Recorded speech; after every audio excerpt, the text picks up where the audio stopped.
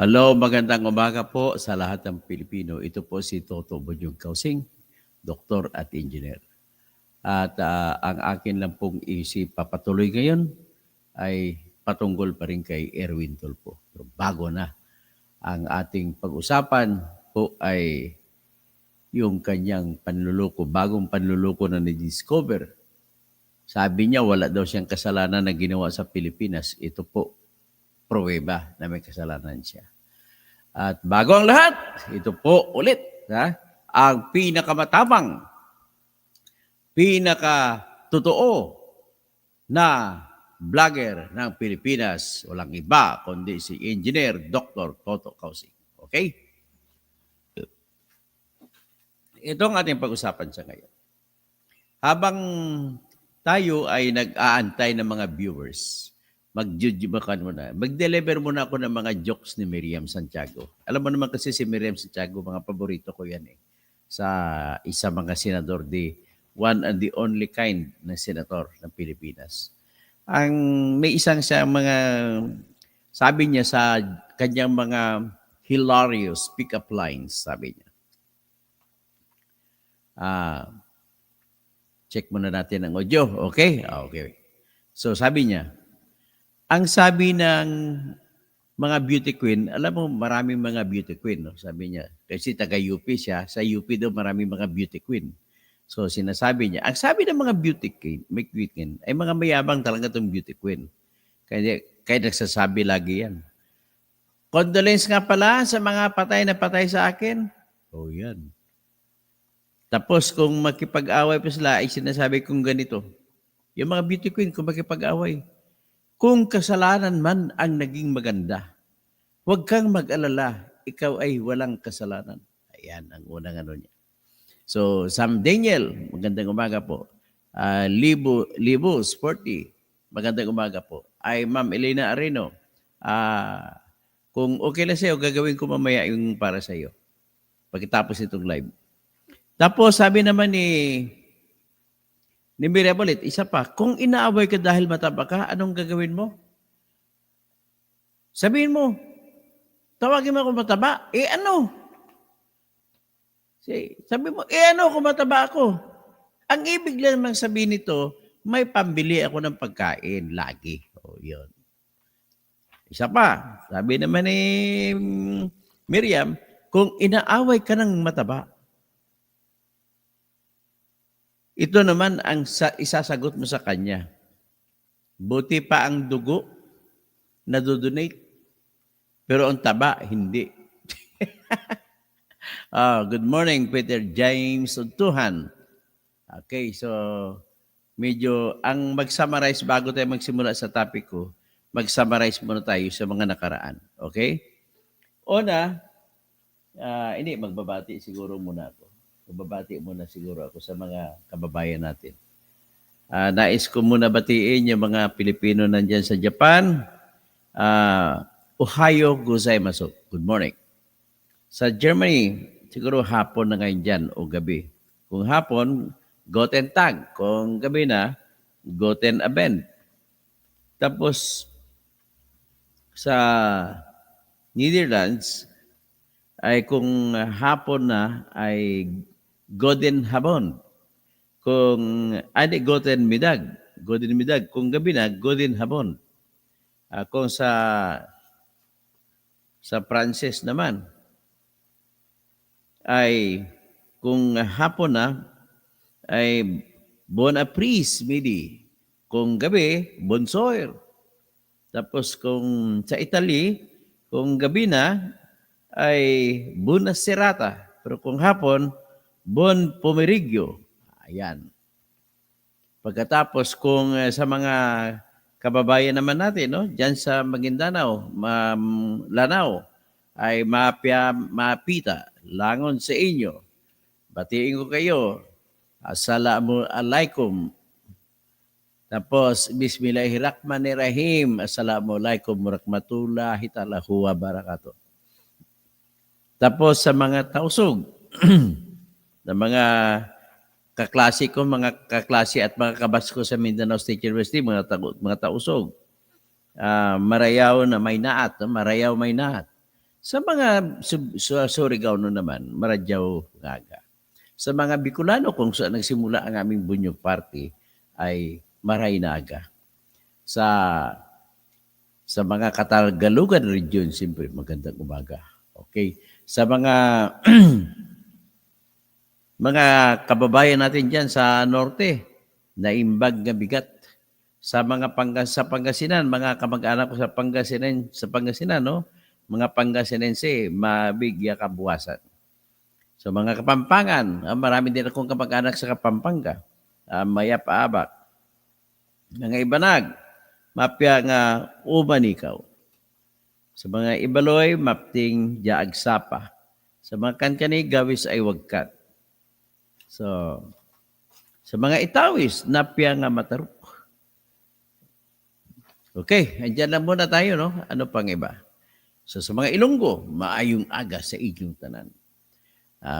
At ginatamyaw ko ang tanan ng mga taga 4th District Iloilo.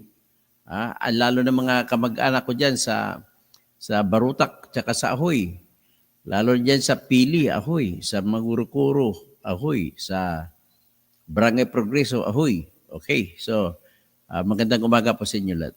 Sa ngayon, summarize muna tayo. Panganakaraan. Una, naisiwalat na natin, no? Magandang umaga, Riza Santiago.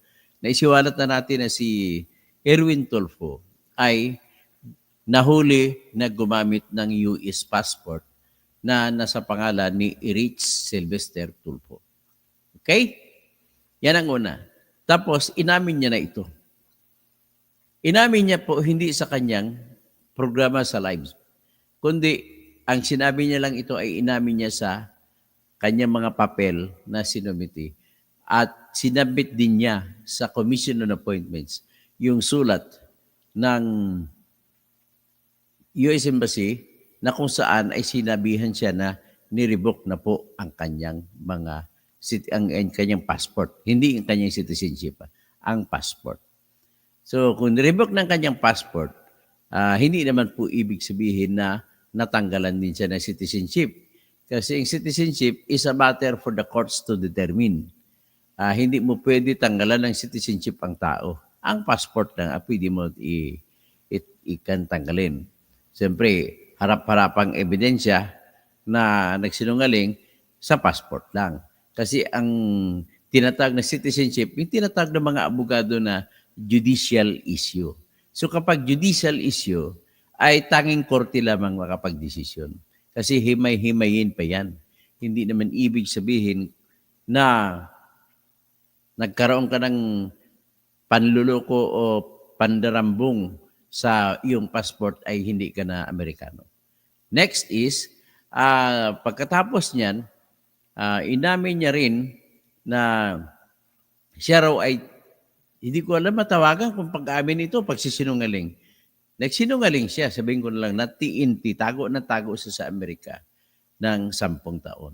Tapos siniwalat ko kagabi na hindi pwede mangyari na naging TNT siya ng 10 taon kasi sinabi niya, nagpa-Amerika siya 1986. Hindi pa nga siya sigurado 1986 o na. Sabi natin 1986, at sinabi niya, 10 taon siya naging TNT sa kanyang programa mismo sa Punto Asintado.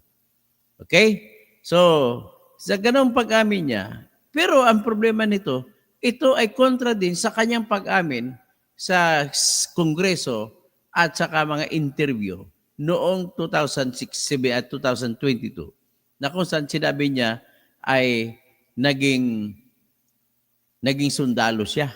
1988. Sinabi niya 1986, pumunta siya sa Amerika. At kung 10 taon siya naging TNT, dapat hanggang 1996, TNT siya. Pero may sinabi naman siya at inamin niya. Sa tingin ko naman ito ay totoo na siya ay naging sundalo 1988 hanggang 1992 at dito pa siya ay nag-render pa siya ng duty sa Iraq War. Pagkatapos 1992 hanggang 1996, inamin na rin niya na nag-render siya ng duty, tour of duty sa Europe bilang US Army member. Ganoon po mga inamin niya. So, ibig sabihin, From 1998 to 1996, sundalo siya. Tapos sabihin niya sa kanyang programa sa punto asintado, anong asintado? Hindi mo na asinta. Ano mo, talagang sinadya mo. Nagsisinungaling ka talaga. Di ba, Erwin Tulfo? Okay. Ang sinabi niya, ay 10 years na TNT. Paano mo nga mga kanya? Mapaliwanag, Mr. Tulfo. Paliwanag mo sa amin. Unang-una, hindi kami maniwala na ganun. Dapat sana logical, may lohika ang iyong pagpaliwanag. Pagkatapos niyan, nagsasabi ka pa na ano pang sinabi mo? Na ikwento ka, mga buhay mo na kumakain ka, lugaw lang isang linggo. Sa tingin ko, irrelevant yan. In the same way na tinatawag din ni Attorney Libayan tsaka ni Attorney Claire Castro na irrelevant yan kung anong naging buhay mo kung paawa effect ka pa. Diba? Hindi naman issue rito ang paawa effect. Ang issue rito kung Amerikano ka ba o hindi. So sa programa na yan, hindi siya nagpaliwanag tungkol sa kanyang passport na i-reach. Ang totoo lamang dito may passport po siya na sa pangalan ni Erich Sylvester Tulfo. Yan ang totoo dyan. Pero ang iba ay ano na lang, derivative. Kumbaga, by a matter of extrapolation at saka ang problema, hindi natin ma-distinguish, hindi natin alam kung alin doon ang pag-aamin, alin doon ang pagtatago. Kasi lahat ng sinabi niya, pwede mo sabihin pag-aamin kung totoo yun. Ang problema, kung hindi totoo, di pagsisinungaling ang tawag doon, hindi pag-aamin. Kagaya ito, ulitin ko lang wala tayong pruweba hanggang ngayon na siya ay naging sundalo ng Amerika. Pero sinasabi niya, ano ibig sabihin niya? Kasinungalingan o pag-aamin? Nagsasabi naman siya ngayon nang nag-TNT siya ng 10 taon, mula 1986 hanggang 1996. Ano yan? Pag-aamin na nagsasabi na totoo o pagsisinungaling? Kaya hindi natin alam kung alin ang totoo rito. Naging sundalo ka ba? Pag-aamin ba yan o kasinungalingan? Talagang born liar ka talaga. Ngayon, nasentensyan ka sa libel, 4 na libel counts. At ang pagkasentensya sa iyo ay sapagkat hindi mo na ipakita ang ebidensya ng mga binasihan mo na mga pangyayari para laitin at tawagin na extortionist si Attorney Carlos Dingson ng Bureau of Customs na ang nakatalaga sa Intelligence Bureau ng Customs ay kasinungalingan pala, wala kang pundasyon. Tapos sinabi mo, wala ka talaga may pakita, sinabi mo lang galing sa news sources mo. So anyway, what else? Ang sinabi niya, ito, may bago naman tayo, pero marami pang iba na pwede natin basihan. No? Ang isa pa, ay naging ano siya, nominado siya ng number 4 ng ACT-CIS party list. At hindi niya, ito pa pala, yung pag-renounce, hindi rin natin malaman kung totoo sinabi niya pag-renounce. Bakit? Kasi sinabi naman niya, sa paliwanag niya kay Anthony Taberna, ay pumunta ka sa US Embassy, sinuko mong passport mo noong June 27, which is totoo naman yan, at sinuko mong SSS card mo, which is totoo naman yan, ay sinabihan mo ang consul officers ng US Embassy sa Manila na ikaw ay magre-renounce, pero sinabihan ka balik ng mga consular officers na hindi mo kailangan mag-renounce kasi hindi naman ikaw ito nakapangalan, kundi Erich Sylvester Tulfo. Yan ang kinikwento mo. Hindi ko alam kung pag-aamin yan o pagsisinungaling. Ang hirap talaga kapag may reputasyon ka nagsisinungaling, lahat ng sinasabi mo ay hindi na lang natin, hindi na maasahan. Di ba? Rose Cruz, Kapsat, morning. Tapos, good morning din. Juliana Crispin, sabi niya, mukha-mukha nga lang, mukha pa lang niya, mafia na kagad. So, bayan ko, gising na. Wakasan na ang pag-aabuso nitong mga politikong ito, kagaya na kay Erwin Tulfo. Kumbaga, nalaos na siya sa Amerika, umuwi naman ng Pilipinas para naman dito naman maghasik ng lagim. Di ba? Rogelio Tapado ng California, Los Angeles, Di ba yung mga Pilipino na umuwi, karamihan ay wala na silang buhay sa Amerika kaya bumabalik, di kaya na-deport. O si Benric Lamador, ano masabi mo rito? O, si Cesar Balmaceda, good morning. Delpin Rojas, Philippines, may Philippines na lang tayo. Magkakanta na lang tayo na, Philippines, may Philippines, no? Erlinda Sarmiento, good morning. Joseph Malayaw, hello, Idol Engineer Toto. Dapat isauli ni Erwin Tulfo ang natanggap niya mula sa Amerika. Dapat isauli pati natanggap mo sa military service o yung mga pension mo o yung mga kwan mo, yung mga retirement mo bilang military officer. Di ba, Romel Mines Arboleda? Okay. Sa Makati City. Risa Santiago, Peter James Untuhan. So ito po yung mga dati. Pero ngayon, mayroon naman tayong pasabog! Ano na naman po yan? Eng. Ito po. Binigyan po ako, hindi ko lang muna sabihin, hindi pa naman ako nagpaalam sa kanya, kung banggitin kong pangalan niya, siya nagbigay sa akin ng mga dokumento. Binigyan ako ng mga dokumento na kung saan nagpapakita na si Erwin Tulfo pala ay kumita sa panahon ni Duterte ng 64 million. Saan kaya ito galing? Galing ba ito sa droga, Erwin? Paliwanag mo naman. Di ba, Norman Estayan? Dapat ipaliwanag niya, Ramon Digia? Di ba dapat ipaliwanag niya kasi nagdeklara siya sa kanyang affidavit na sinumiti sa Commission on Appointments na kumita siya ng 64 million from 2008 hanggang 2021. Di ba, Roscross, ang yaman, no? Kapsat, ang yaman niya, no? Hindi ko, alam mo, na-discover ko rin na kabsat din pala natin ito si Erwin Tulfo. Bakit? Yung tatay niya na si Sylvester Ramon Tulfo Sr. ay taga Batak, Ilocos Norte. At naging sundalo at naging investigador na sundalo panahon ng pagkatapos ng World War II. At nang habang nag-iimbestiga siya ng mga war crimes ng mga Japanese, ay nakilala niya si Caridad Tesiba doon sa Davao Oriental. At na-inlove siya at first time. At inasawa na si Caridad Tesiba na isang half Japanese at half Filipino. Si Caridad, na nakita niya, si Caridad na nanay ni Erwin Tulfo, ay nakakulong sa concentration camp doon sa panahon ng Hapon sa Davao City. Hindi sa city, Davao, basta Davao region. So, yan po ang kanyang umpisa sa buhay niya. So, ibig sabihin, bakit naman kung maayos naman pala ito, ang pinanggalingan niya, kung hindi sinungaling si Caridad Tesiba o di kaya si Sylvester Ramon Tulfo Sr. na taga Batak, Ilocos Norte, kung hindi sinungaling yun, walang ugali, dapat hindi rin sinungaling si Erwin Tulfo. Pero bakit sinungaling lumalabas? So ito pang isang kasinungalingan niya. Ano yun? Na kumita siya ng 64 million mula 2018 hanggang 2021 na taon. Panahon ni Duterte yan. Saan kaya nagaling? Nanggaling ba sa droga yan? Erwin Tulfo? Sagot! Erwin Tulfo. Paliwanag!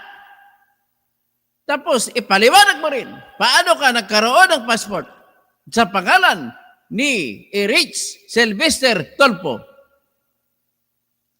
Sumagot ka, Erwin. Ipaliwanag mo na. Kung wala ka naman dapat ikakatakot. Kung may ipaliwanag mo ito na maayos, malamang hindi kita sasampahan ng disqualification. Nakahanda na po ang aking kasi. Inantay ko na lang ang mga papel na ni-request ko sa Commission on Elections. At mag-request din ako ng papel sa Commission on Appointments. Okay? So ito ngayon, ito ang isa sa mga papel, ipakita ko ngayon, isa sa mga papel na binigay sa akin. Dito nyo makita. Pero bago yan, pakita muna natin si Idol, Erwin Tulfo, idol ng kasinungalingan.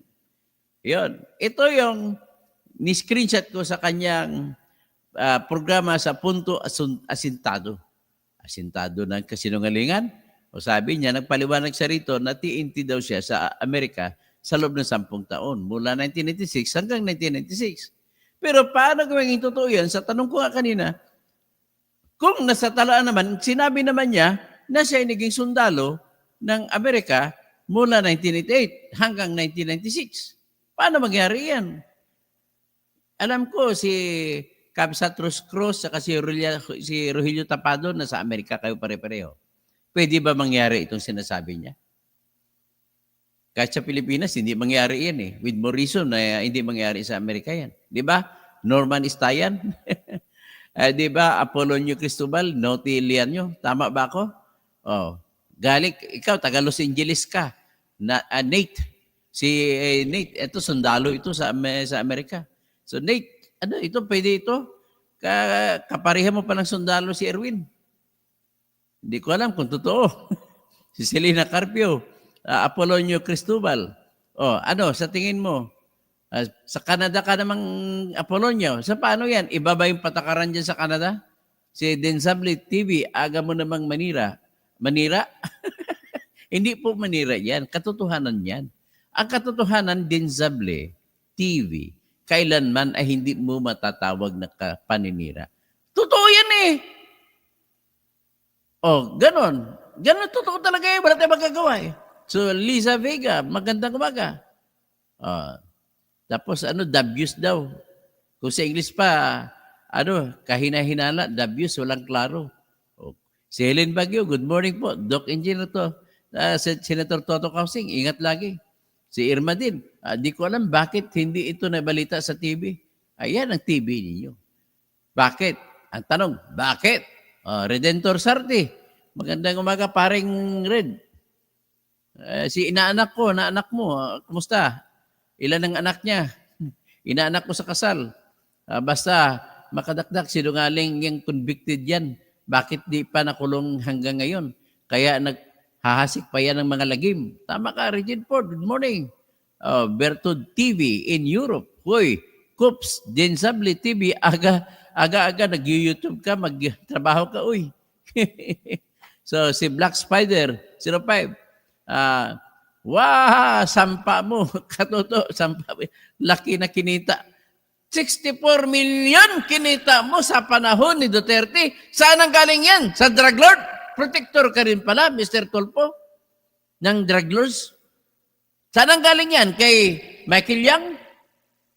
Tapos ngayon, may gana ka pa na banatan si Duterte? Kasi kung mo sa kabilang bakod ka na. Black Spider, 05, Bertod TV Europe. Ikaw ang aga-aga, sabi sumagot na siya. So, Jesse James, ito ang sinabi ni Kapersi noon. Kung alam nyo lang kung bakit biglang yumaman ang mga yan, sabay tawa si Kapersi. Tawa rin ako. AFP Placido, good morning. Okay, si Rose Cruz, malabo sa putik. So malabo na maging sundalo siya at the same time, TNT. Naku, ang TNT, pag may citizen ka, hindi ka pwede mag-TNT. Ganun lang kasimple. At kung sundalo ka, hindi ka pwede maging sundalo kung hindi ka citizen. At kung hindi ka immigrant na green card holder. Ay, tapos sharing ni Iskaring Manilino, mabuhay ka, Boss Toto. JC James, mabuhay ka, Senator Toto.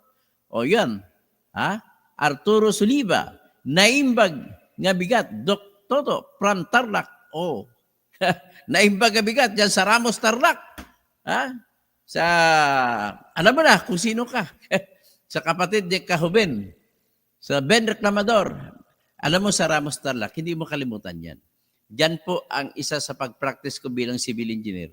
Nakapagpatayo po ako ng 4 stories diyan sa Ramos Tarlac.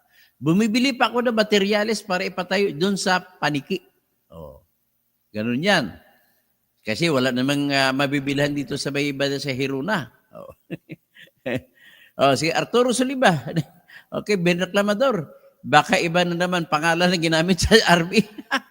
Really? O nga, no? Tama, no? Baka ibang pangalan. Hindi, pwede. Sigurado i-reach yun kasi yun ang passport niya eh. Relay signings. Dr. To, mayroong binili na cash si Erwin dito sa Porter Ranch, California. Ha? Binili na ng ranso, cash? $1.5 million times 50 na lang? Nako. 75 million pesos cash. Walang paper trail. Walang text. Sige, kunan mo nga litrato niyan at iyan ang isisiwalat natin sunod. Pakikuha nyo ng video, hindi lang litrato, video. At kung anong ransya, kung ilang baka, babibilang natin kung ilang baka. Kaya go back! Go back to America, Mr. Erich Sylvester Tolpo. You do not belong here in the Philippines. Mag-withdraw ka na para hindi pa malagay sa balag ng alanganin ng pangalan mo. Nalalagay lang lahat ito dahil tumakbo ka senador. Kaya open book. Your life is an open book now. Do not complain. You know that as a journalist. You know that. Si Janila, good morning po, Dr. Toto and everyone. Roberto, good morning, Dr. Toto, from Toronto. O yun, sa Toronto pa, ganun din ba batas ninyo? Pwede ba maging TNT at the same time sundalo? Di ko ili bakit ayaw i-disqualify si Erwin Tulfo. Relay signings, Dr. Toto, mayroong binili. O yun, sinabi na ito, nabasa ko na kanina. Richard Hamura, Attorney Toto, story is just a diversionary tactic. He intentionally had evaded the fact that he had resorted to illegal means to obtain his U.S. citizenship. Yan nga. So di ko Eric de la Cruz. Tanga lang ang maniniwala sa sinisiraan mo si Erwin Tulfo. O yun, sino pa? Si Kwan nagsasabi na sinisiraan ko doon si Erwin. Ano pa ba isisira ko sa iyo, Erwin? Di ba sira ka na? Your game is a scum shame. Tapos tirahin mo pa si Atty. Libayan. Ha? Tirahin mo pa si Maharlika na isang ganito. Ay, nako. Ang salamin parang teleskopyo. Tawag mo kay Maharlika. Ay, buti na si Inday Maharlika, hindi nagagalit. So, Black Spider, puro akusasyon. Ay, anong Black Spider, puro akusasyon? Kakasuhan ko siya, mag-antay ka lang kasi inantay ko ng official documents. Naka-request na ako sa Commission on Elections. George Pinlac, also ngayon ang convicted nakaupo sa Kongreso. Ayun. Kasi sabi nga ni Ted Filon alam mo, DJ Chacha, nabakasyon ako. Saan ka manong Ted ng bakasyon? Nabakasyon ako sa farm. Saang farm? Sa crocodile farm. So, JC Adaben, si Ranger Toto kasi yung pakiabot niyo po mga bata na mahirap. Ayun, para ito sa mga mahirap na bata. Binigay niya ni JD Adaben. Yung pala, magsisigwi ako kay Mrs. Emelda Amy Calixto Lacoste Robiano. Black Spider, paano nga DDQ si Erwin? Puro acquisition. Anong puro acquisition? Kwento ka lang ng kwento dyan Marami kami ang ebidensya dito. Ano ka ba? Jape Arante Peñalosa. Watching from Kyoto. O sa Mandabhay. Sinaot unta, makakita ako kwarta o mga nahatag Cebu. Mananaw taog sinulog. Pero bago pagtraslasyon, tapos mga na, diretso ko sa dinagyang Iloilo. Tapos magdiretso maghihapon ako, rugto sa Kwan, sa Aklan, sa Ati-Atihan. Di ba? Tapos uuwi sana ako ng January 10 sa amin sa lugar sa Coronadal City. Happy Fiesta, mga Coronadalinos. January 10, birthday ng Coronadal. Relay signings. Tapos, your game is a scam. Shame. Doc Toto created 4-story buildings while Erich is creating barbershop stories. Ha? Ganun ba? Ganun nga. Nag-create ako ng 4-story doon sa Ramos Tarlac. Tapos yan naman, gumagawa naman ng barbershop store, Kanto Barbershop. Depends. Kumbaga, sa chess yan, barbershop defense. Kanto Barbershop Defense. Tapos sa Apolonio Cristobal, Attorney General, tuloy ba senator nyo? Naantay ko na lang utos pa ng Supreme Court, Apolonio. Silver Bullet, hello, Attorney Toto. Cosme, siya lang ang TNT sa US, na US citizen at enlisted na US military. Ang gulo, sabi ni Cosme. Apolonio Cristobal. Roberto, hindi po kailangan citizen ka dito para maging member ng military. Kailangan green card holder ka lang. Di ba, Roberto? Tama ba ako? Mr. Roscross, Rogelio Kakatapado, tama ba? Pwede ka maging sundalo ng Amerika basta green card holder ka.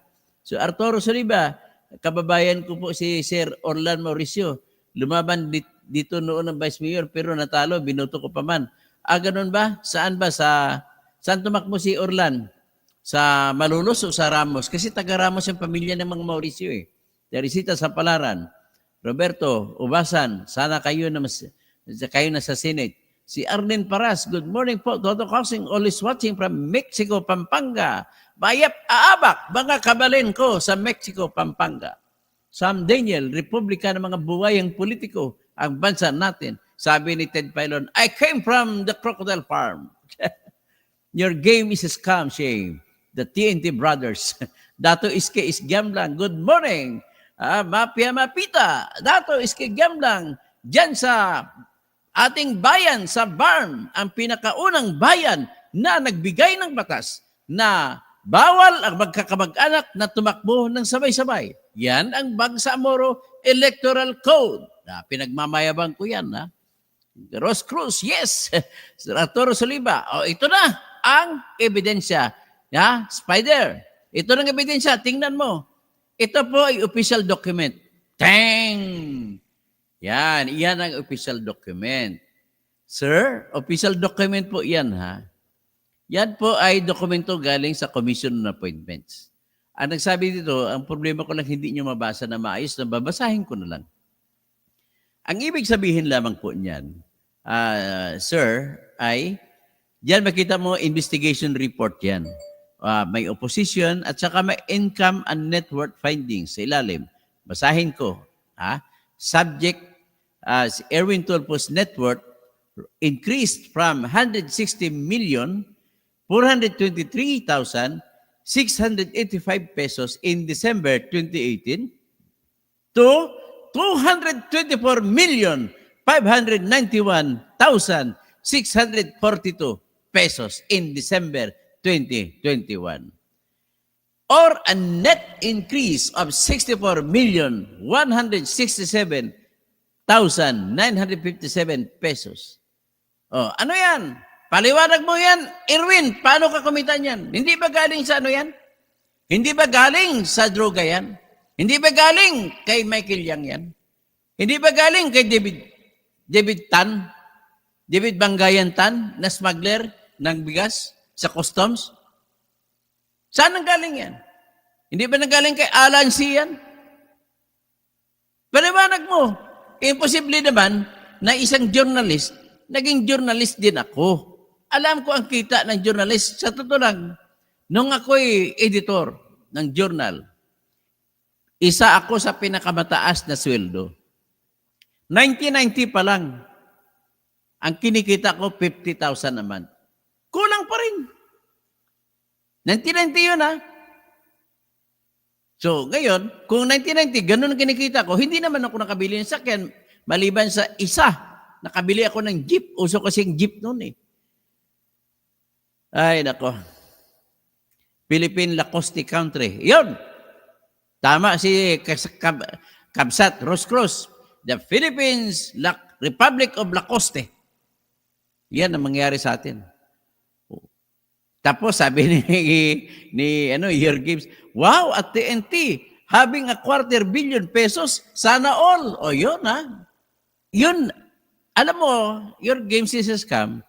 Hindi pa ako naniwala dito, ang diniklara is 250 million pesos lamang. Pero, ang katotohanan, bilyonaryo na yan. At saan manggagaling kaya? Hindi pa siya naging sekretary ng DSWD. Mayaman na siya. Rodelio Las Santos, alam mo ba? Siyempre, basta kalbo, talaga. Ano ang ibig sabihin yan? Republika ng mga buhaya at plunderer. Then, Sablit TV, asan yung pinagsasabi dyan na tumatanggap siya? Ha. Ayan siya mismo nag-amin na kumita siya. Then, Sablit TV, iyan Kanya, iyan ang investigasyon sa kanya. Siya nagsumiti ng affidavit na dineklara niya na kumita siya, mayroon siyang pera na nagkakahalaga na 224,591,642 pesos as of December 2021. At ito, nakalagay mismo sa kanyang affidavit. So, ebidensya yan, affidavit. Na nagsimula ito sa 160,423,685. Ito pang dagdag problema. Paano mo may paliwanag na nagkaroon ka ng 160 million? Kasama ba rito yung 60 million na kinulimbat ninyo nung sa Department of Tourism Secretary pang iyong kapatid na si Wanda Teo? Wanda Tolfo Teo? na tumatakbo ngayon sa party list Turismo, ay down with the tulpos. Mga kababayan ko, maawa kayo sa sarili ninyo. Ang sinumiti niya, nagsumiti siya ng BIR income tax return. 3 income tax return para sa 2018, 2019, 2019, 2020, 2021. At ang nilagay niya, ang kinita lang kunwari, alam mo, dito na siya nahuhuli. Pinalabas niya na 4,149,288.85 lamang daw ang kinita niya. Hindi niya dineklara yung 60 million.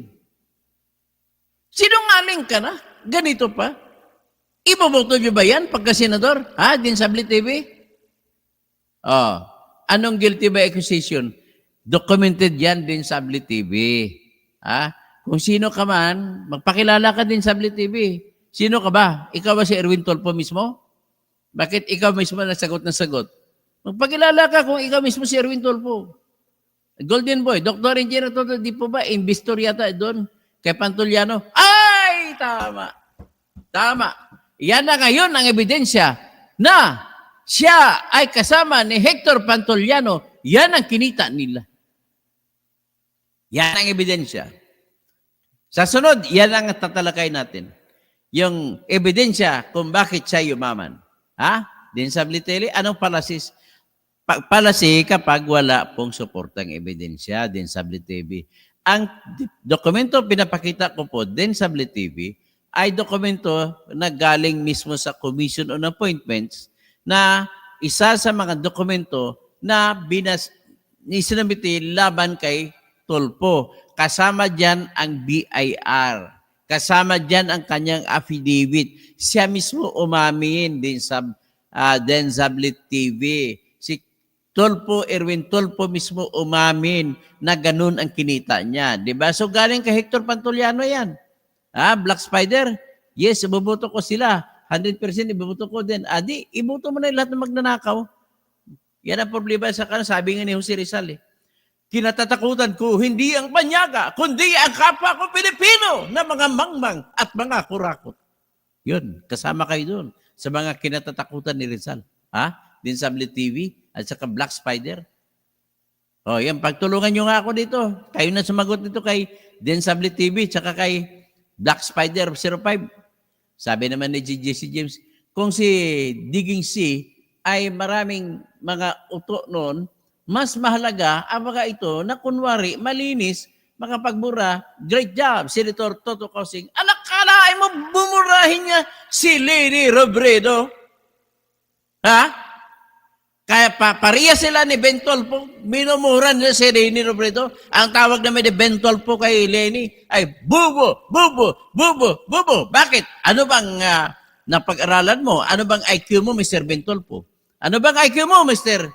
Ito pa, sa isa sa dokumento, nagkaroon ng psychological test at napatunayan na yung IQ ni Erwin Tulfo ay average lamang. Oh, paano ba tataas ang IQ mo kaysa IQ ko? Pasensyahan tayo, ang IQ ko 138. Genius level. Ayoko magsinungaling, pero kidding aside, humbly aside, yan ay totoo. Si Eric de la Cruz, mga troll si Black Spider. Sorry, sino po si Pantuliano? NYL si Pantuliano, Hector Pantuliano, ay isang pinakamalaking scammer sa ngayon. Siya ay nagpanggap na meron siyang negosyo na casino junket. Ibig sabihin, pag casino junket, nagpapautang ka sa mga player, big time player sa loob ng casino. At sa pautang mo, kikita ka sa pagbabayad ng porsyento malaki. At pinipresenta yung ganong negosyo ko sa kwento, maraming naniniwala. At kung mag-invest ka sa kanya para ipautang ko sa mga casino players, big time, ay kada milyon na yung i-deposito kay Pantulian at kay Tulfo ay kikita ng 50,000 pesos kada buwan. Ayan. Sa unang 3 buwan, binigyan nila nag-invest ng tag 50,000. Hanggang sa ulit, takbuhan na. Kaya tumakbo si Pantuliana, doon sa Malaysia at nahuli siya sa Indonesia nung kamakailan. Kaya nandito sa ngayon sa Pilipinas. At non-bailable ang kaso niya. Ang kaso niya syndicated estafa. Dapat kasama dyan si Erwin Tulfo. Diyan nila sobrang baba ng IQ ni Erwin. Nalampaso siya ni Richard Gomez. O nga, sa kay Richard Gomez, nalampaso siya. Imagine, sinasabi na lang, artista lang pinagmukha pa siyang eng-eng sa sarili niya ng privilege speech. Tama ka, Janela. Your game is a scam, shame. IQ, just basic math. 1992 minus 1988 is 4 years, not 10 years as TNT. Relay signings, asan ang evidence mo, troll, ha? Sabi niya Black Spider, oy, Black Spider, ito na nga, number 1 evidence. Sa sunod ko na vlog, ipakita ko lahat ng ebidensya. Makikita nyo yan, ha? O, Iwatani, Japan, magandang umaga po, Engineer Toto Kausing. Magpayaman si Tulfo, bro, panahon ni Digong nyo, Erwin, dumayo sa Naga para siraan si Atty. Lini. Nag-interview ng lalaking teacher para siraan si Atty. Lini. Bayaran. Oh. So, relay signings. Troll si Densable TV. O, yan ha.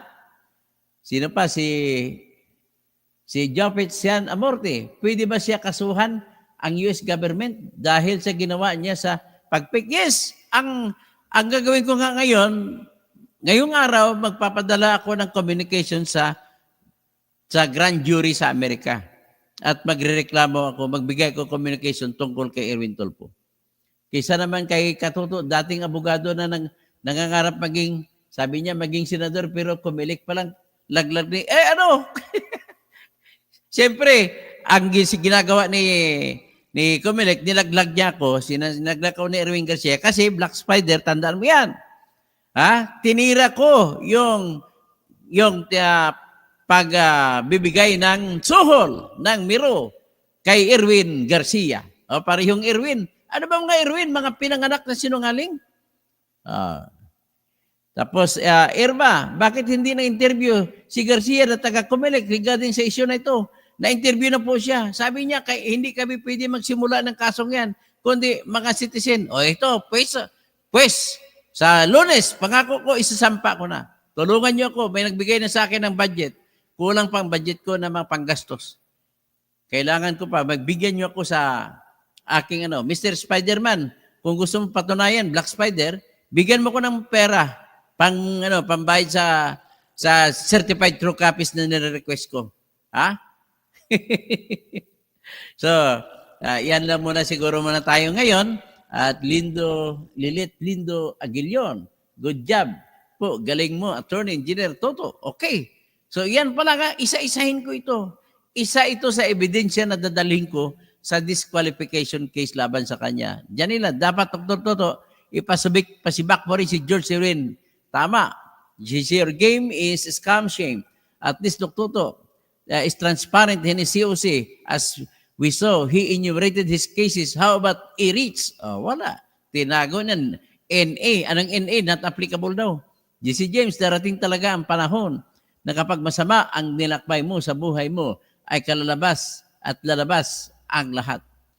Tapos, Inwail, yung Pantulyana po ba, yung allegedly boss ni SGSL? Tama ka, boss ni Yexel. Tsaka ni Mikey, yung babae, ang asawa niya? Yung PBB inmate ba yun? At saka si Yexel, ang mga kasama ni kasama sa Street Boys ata yun. Hindi ko maano. So, yan na lang muna tayo. Hanggang dito na lang muna tayo, Salvi Santiago. Thanks po. Ang galing mo po. Salamat po. Hanggang dito na lang at magandang umaga. Erwin Tulfo. Jopet Sian Amorte. Parang na-thank you na nga yung issue sa Lotto. Nakatanggap siguro si Rich ng million. Yun. Okay. Black Spider, dati kakabugado.